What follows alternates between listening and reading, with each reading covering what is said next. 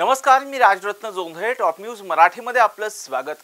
शिंदे गटाचे हिंगोलीचे आमदार संतोष बांगर पुन्हा एकदा त्यांच्या वादग्रस्त भूमिकेमुळे चर्चेत आलेत. यावेळी त्यांनी थेट आरटीओ अधिकाऱ्यालाच दम दिला आणि त्याचा व्हिडिओ सध्या सोशल मीडियावर तुफान व्हायरल होतोय. पण हा पहिलाच प्रसंग नाही. संतोष बांगर यांच्या अशा वादग्रस्त वागणुकीचे अनेक व्हिडिओ यापूर्वीही समोर आले आहेत. सुरुवातीला आपण पाहूया संतोष बांगर यांचा व्हिडिओ आणि त्यांची वादग्रस्त प्रकरण. हॅलो आरटीओ साहेब, हॅलो. अरे इथं शाळेवर आलोय मी. त्या शाळेच्या त्या ऑटोवाल्याला तुम्ही 10,000 रुपये फाईन मारायले. काय लावलाय धंदा आहे?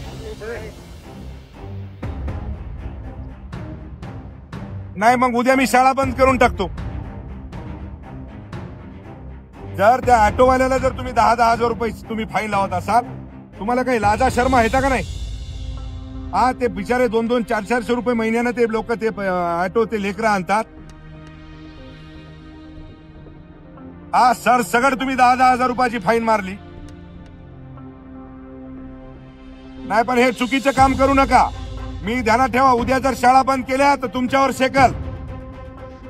मी आरटीओ ऑफिसला येऊन कुलूप लावून टाकील, ध्यानात ठेवा. आज अर्ध्या शाळेत ते लेकरायला शाळेत आणून सोडायला तर त्याला तुम्ही 10,000 रुपये, ऑटोला कुठे 10,000 रुपये फाईन मारता? ते काय करायचं ते करा. ते कशी फाईन कॅन्सल झाली पाहिजे ती झाली पाहिजेत, नाही तर मी आरटीओ ऑफिसला यायलो. काही येण्यासारखी काम. 10,000 रुपये फाईन कुठे ते ऑटोला राहते. पहिलाच हा व्हिडिओ.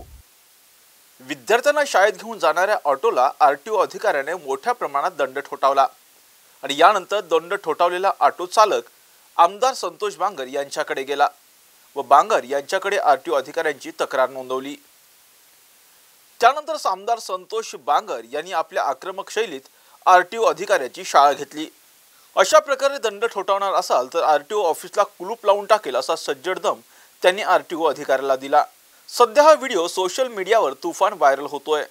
फेब्रुवारी 2024 मध्ये आमदार बांगर यांनी एका शाळेमधील मुलांना म्हटलं की तुमचे पालक मला मतदान करत नसतील तर 2 दिवस अन्न खाणार नाही असं पालकांना म्हणा, असं मुलांना सांगितलं. हे विधान मतदानातून लहान मुलांचा वापर करण्याच्या विरोधात असलेल्या निवडणूक आयोगाच्या सूचनेविरुद्ध होतं. ऑक्टोबर 2024 मध्ये बांगर यांना प्रवासी मतदारांच्या मतदानासाठी वाहन खर्च देण्याची ऑफर केल्याच्या आरोपात गुन्हा दाखल करण्यात आला. त्यावेळी निवडणूक आयोगानेही त्यांना 24 तासात स्पष्टीकरण देण्यासाठी सांगितलं होतं. ऑगस्ट 2023 मध्ये कावड यात्रेदरम्यान बांगर यांनी तलवार दाखवल्याच्या आरोपाखाली त्यांच्यावर गुन्हा नोंदवण्यात आला. त्यांनी मी मुख्यमंत्री झालो तर पोलिसांना भगव्या टोप्या देईन असंही वादग्रस्त विधान केलं होतं. या विधानामुळे मोठा वाद निर्माण झाला होता.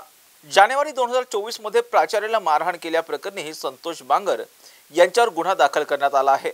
शिवसेनेत एकनाथ शिंदे यांनी बंड पुकारल्यानंतर संतोष बांगर हे पहिल्यांदा चर्चेत आले. शिंदे गटात सर्वात शेवटी दाखल झालेले आमदार म्हणजे संतोष बांगर. पण त्यापूर्वी पक्षात बंड झाल्यानंतर आणि एकामागोमाग एक आमदार शिंदे गटात सामील होत असताना संतोष बांगर यांनी जाहीर कार्यक्रमात आपण उद्धव ठाकरे यांची साथ कधीही सोडणार नाही अशी घोषणा केली होती. एवढंच नाही तर यावेळी त्यांनी अश्रूही अनावर झाले होते.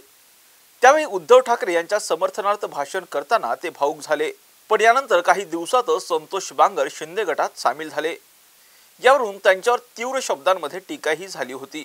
मुख्यमंत्री एकनाथ शिंदे यांनी सत्ता स्थापनेचा दावा केल्यानंतर सरकारच्या विश्वासमतासाठी विशेष अधिवेशन बोलवण्यात आलं होतं. त्यावेळी अधिवेशनाच्या पहिल्या दिवशी संतोष बांगर उद्धव ठाकरे यांच्या बाजूने होते. परंतु दुसऱ्या दिवशी एका रात्री संतोष बांगर यांनी ठाकरेंची साथ सोडली आणि ते शिंदे गटात सामील झाले. उद्धव ठाकरे यांच्या गटाकडून शिंदे गटातील आमदारांना गद्दार म्हटलं जात होतं.